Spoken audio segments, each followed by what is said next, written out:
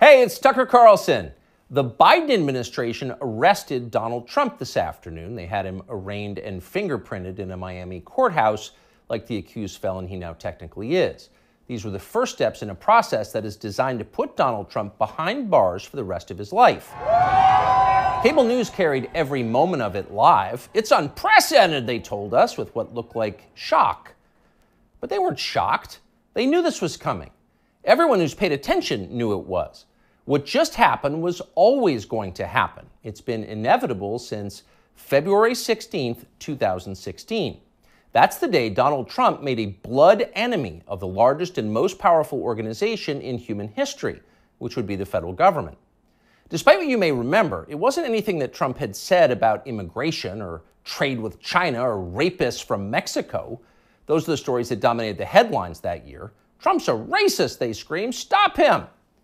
But inside Washington, that was just noise. None of it really rated. Identity politics doesn't mean much to permanent Washington. What matters, then and now, is foreign policy. The invasions and occupations and proxy wars. The decisions that determine which global populations will thrive and which will die. The policies that come with trillion-dollar price tags. The ones that, over time, have made the counties around D.C. the richest suburbs in the world. In Washington, that's what actually matters. And it's obvious when you look carefully. When there's a debate about anything else, for example, the debt ceiling, both sides take their assigned positions and they start yelling. But when Congress decides to start a war, no matter how foolish or counterproductive or obviously disconnected from America's core interests that war may be, when that happens, the leaders of both parties automatically jump behind it like circus clowns. And then they stay there, sometimes for decades. They defend that war relentlessly against all evidence until somebody finally rings the all-clear bell and they can begin to admit that actually, maybe it wasn't such a great idea. We meant well, but it just didn't work out. The good news is we've learned a lot of important lessons. In the end, they usually do say something like that, but only after emotions have cooled and the damning details have begun to fade from collective memory. It's an apology that's not actually an apology, much less repentance, and it's years too late to matter in any case. But until then, that's all you're getting. Until then, no dissent is allowed. That's the first rule of Washington. But somehow, Trump didn't bother to follow it. He is from out of town, so maybe he didn't know it was a rule, or maybe he just didn't care. Either way, 7.5 years later, we can point to the precise moment that permanent Washington decided to send Donald Trump to prison. Here it is. It's from the Republican candidates debate in Greenville, South Carolina. We should have never been in Iraq. We have destabilized the Middle East. They lied. They said there were weapons of mass destruction. There were none, and they knew there were none. There were no weapons of mass destruction. All right. We should never have been in Iraq, Trump said. We destabilized the Middle East. Now, by the time Trump said that, a lot of Republican primary voters were starting to reach the same conclusion. How could they not? But it was the next line that doomed Trump to today's arrest. They lied, he said. There were no weapons of mass destruction, and they knew there were none. Now, when he said that, a few in the crowd booed. Most just sat there in silence, stunned. Can he say that? Well, he said it anyway. And by saying that, he sealed his fate. That was the one thing you were not allowed to say, because it implicated too many people on both sides, which on this topic is really just one side. Hillary Clinton was guilty of it, but so was Paul Ryan. All of them were guilty. They all knew, they all lied. And to a person, they hated Donald Trump for exposing them. After that, it was pretty clear that even if he did get elected president, Trump was going to have a very hard time controlling the federal government he was supposed to be in charge of. Most of permanent Washington decided that thwarting Trump was the single most important mission in their lives. Everything depended on it. Many of them said so publicly. But others didn't say so publicly. In fact, the stealthier ones took another path. They ran toward Trump, not away from him. They sucked up to him. They ingratiated themselves with the man they intuitively understood was susceptible to flattery, which Trump is. And they did this in order to subvert his new administration from the inside. There were a number of these, and you could spot them immediately. They were flatterers. Invariably, the ones who flattered Trump the most hated him the most and disagreed the most strongly with his views. You saw them in the hallways of the White House and at press conferences. They were there slobbering over their boss with elaborate self-abasement, as if they were addressing a monarch or a god. It was a scene from the Ottoman court. It was filthy and decadent, and it was false. Mike Pence, Nikki Haley, Mike Pompeo, Lindsey Graham in the Congress. They all called Trump a visionary genius up until the moment he lost power. And then they unsheathed their real agenda, as always the neocon war agenda, and they piled on with maximum force. Here's Mike Pompeo, for example, on Fox News this morning. President Trump had classified documents where he shouldn't have had them, and then when given the opportunity to return them, he chose not to do that for whatever reason. When somebody identifies that, you got to turn them in. And so that's inconsistent with protecting America's soldiers, sailors, airmen, and Marines. And if the allegations are true, some of these were pretty serious, important documents. And so that's wrong. May future historians hoping to unlock the mysteries of late Empire Washington study that clip, because it will reveal everything.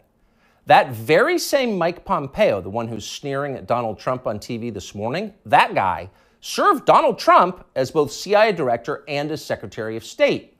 Those are the two most powerful jobs in the federal government. And as he worked in those jobs, Pompeo promised, in fact, he swore, to support the president's agenda. Why? Because that's the way a democracy works. You vote for a candidate in the belief that his appointees will carry out the policies that you voted for.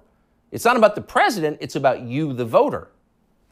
But Pompeo didn't do that. He didn't even try to do that. In fact, he undermined Trump's often stated commitment to peace and non-intervention abroad at every turn. His every waking hour was devoted to fomenting war in some faraway foreign country or other. Iran, Syria, Russia, North Korea, the list goes on. But rather than telling Trump that he disagreed with his ideas, as a man would, Pompeo toadied up to Trump, a man he despised, in the oiliest, most over-the-top way imaginable. Ask anyone who worked in that White House at the time. Who is the appointee most likely to tell Donald Trump on a daily basis that he was handsome, virile, sleek, and powerful? Mike Pompeo. That will be the consensus answer. Those of us who saw firsthand Pompeo's relentless kowtowing will never forget it. It was indelibly repulsive. No one with self-respect could do something like that. But Mike Pompeo did it effortlessly, with relish and verve. Now, this same person is telling Fox News viewers that he fears for the safety of our military, our soldiers, sailors, airmen, and Marines, in the approved phrase, because Donald Trump took some classified documents home and didn't immediately return them to the National Archives? What a lie that is. Mike Pompeo knows that's a lie. He spent his entire life in Washington. Washington is a city where internal memos about Labor Day are classified because everything is classified. Your government has classified more than 1 billion federal documents, most of them boring and pointless and a danger to no one, and locked them away in secret where you can't see them because you may be an American citizen, but not really, and therefore you don't have the necessary clearances to know what's going on. And by the way, none of this is done in order to make America safer, any more than COVID restrictions were designed to keep you healthy. No, it's a caste system. That's the point. And you're the untouchable in this hierarchy. Mike Pompeo knows that. Everybody who works in Washington knows that. How many secret documents do you think Dick Cheney took home with him while he was running the Iraq War? How many did his wife read? She never had a clearance. We'll never know the answer because there is no chance Dick Cheney will ever be investigated or his staffers will be told to wear wires in his presence. He will never be indicted for this. Of course not. Dick Cheney is a neocon. Donald Trump is not. Dick Cheney supports war with Russia. Trump does not. That's the difference. The rest is just a distraction. The prosecution of Donald Trump is transparently political. He's literally Joe Biden's main political opponent. He's polling over 60% among Republican voters right now. So Joe Biden is doing what no president has ever dared to do. He's using law enforcement to lock up his chief rival. That's happening right now. Anyone who denies it's happening is lying to you. But actually, it's worse than that. Trump's prosecution isn't just political, it's ideological. Nobody with Trump's views is allowed to have power in this country. Criticize our wars and you're disqualified. If you keep it up, we'll send you to prison. That's the message Washington is sending. Not just the Democratic Party is sending, but both parties are sending. Like so many Republicans, for example, the supposedly conservative governor of Texas, Greg Abbott, spent yesterday totally ignoring the destruction of the American justice system. Instead, he signed a highly important bill called the Crown Act, which according to the celebratory tweet Abbott sent commemorating it, will, quote, prohibit discrimination based on textures and hairstyles historically associated with race. In other words, in Texas, cornrows are now protected by law. Having unapproved views about Ukraine is not. That's fine with most elected Republicans. They find Trump tiresome and embarrassing. Their donors hate him. They will not be sad if he dies in jail. But what about voters? What are they learning from this spectacle? Well, mostly they're learning that they have no power at all because nobody cares about them. But they already knew that. Unlike so many of our elected leaders, they have been to America recently. They know what it looks like. Have you seen it? If you've got a few days this summer, find out. Take a road trip and see for yourself. Drive 500 miles in any direction and then come home. How are things looking? Well, they should look great. The federal government spent $6.5 trillion last year. That's more than any government has ever spent, ever. So at the very least, you would expect pristine public roads. Oh, no. That's not what you see when you drive around this country. There are potholes and Jersey barriers everywhere. Looks like Tegucigalpa before the Chinese decided to rebuild the infrastructure of Honduras. We don't have China buying our roads. So they're falling apart. You'd think the people you would pass on your road trip would look happy and prosperous. Again, this is a very rich country. But a lot of them don't. Quite a few appear to be strung out on drugs. You see them shuffling by shuttered storefronts in small towns. And you wonder, as you see all of this, where did all the money go? It's certainly not here. Well, it's in Washington. It's in Fairfax and Loudoun counties, and in leafy, perfectly manicured Northwest D.C. And of course, a huge chunk of it went to Ukraine, to Zelensky and his friends. Not because you voted for that. You didn't vote to give it to them. You never would. But because Joe Biden and his many allies, from Chuck Schumer to Mitch McConnell to Paul Ryan and every single news anchor on all of television, all of them believe that Ukraine, its borders, its future, its infrastructure are all more important than the town that you live in. They sincerely think that, and it's obvious. Everyone in power thinks that, except for Donald Trump. Whatever else you say about him, Trump is the one guy with an actual shot at becoming president who dissents from Washington's long-standing pointless war agenda.